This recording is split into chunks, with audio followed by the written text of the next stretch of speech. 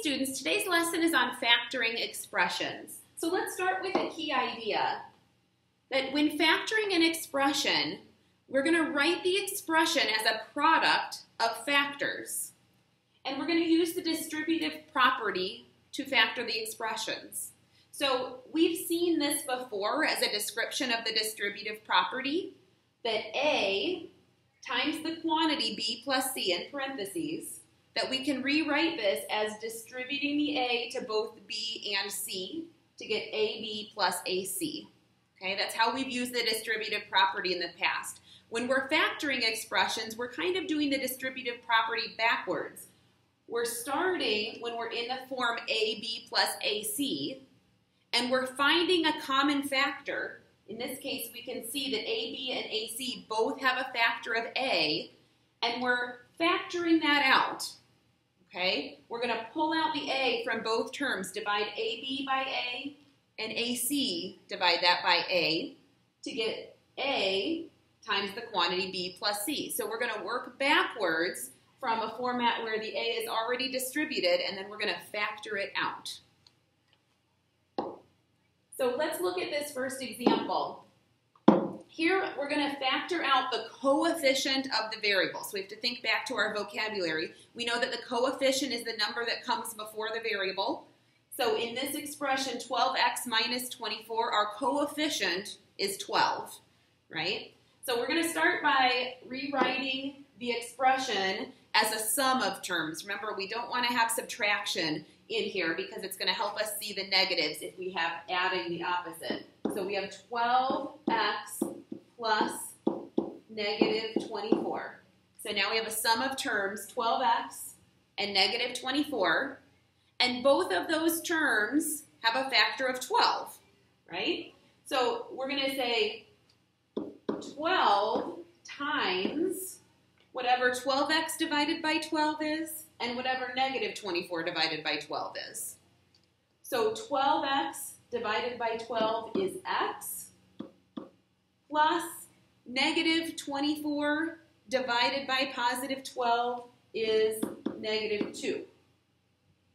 Now I'm just going to rewrite this part on the inside. I'm going to put it back into subtraction, so we have simplest form. We have 12 times the quantity x minus 2. And that's in our simplest form. We factored out the 12, which is the coefficient of the variable. In our second example, we're going to factor out the greatest common factor. Sometimes you'll see problems like this, where instead of the coefficient, you're factoring out the GCF. So again, I'm going to rewrite this as a sum, 24x plus negative 18. If I think about 24 and negative 18, the greatest common factor I can think of, let's see if you can think of it. I'm thinking 6, right? 6 goes into 24 4 times, and 6 goes into 18 3 times, so it would go into negative 18 negative 3 times. So I'm going to factor out a 6. And then I'm going to say 24x divided by 6 is 4x plus negative 18 divided by 6 is negative 3. And now I'm just going to rewrite the expression on the inside of the parentheses back into subtraction. So 6 times 4x minus 3. Okay. Here's our next example. This time we're going to factor out 1/2. So we're just going to practice factoring out a fraction. It's the same idea. We just have to think about what dividing by a fraction means as we do this. So I already have a sum, so I'm just going to write my expression down here. 1/2 x plus 3/2. I don't have to rewrite this at all as a subtraction problem. And then it says to factor out 1/2.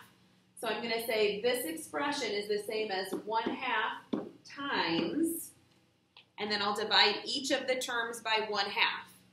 So 1/2 x divided by 1/2 would be x, right? Off to the side, I can kind of think of this as 1/2 x divided by 1/2 would be the same as multiplying by the reciprocal of 1/2. see 1/2 times 2 over 1 is just 1, that's x. And then let me do the same over here for this 3/2 divided by 1/2. 3/2 divided by 1/2 is the same as multiplying by the reciprocal of 1/2. Our 2's would cancel out here, so 3/2 divided by 1/2 is 3. So that means inside my parentheses here I have x plus 3. 1/2 fits into 3/2 3 times. Okay? And then we're going to try the same idea. We're going to factor out a negative number this time. So my expression is negative 4p plus 10. It's already written as a sum, so I'm just going to leave it like that. And then I'm going to rewrite this as negative 2 times, and then I'm going to take each term within my expression and divide by negative 2. So negative 4p divided by negative 2. Negative 4 divided by negative 2 is positive 2, so that's 2p. I can kind of check 2p times negative 2 is negative 4p, so that sounds good. Plus, and then 10 divided by negative 2 would be negative 5. Now I'm going to rewrite my expression so that what's inside the parentheses is in simplest form. 2 times 2p minus 5. Okay. And that is it. So go ahead and try a few on your own, and I will see you soon.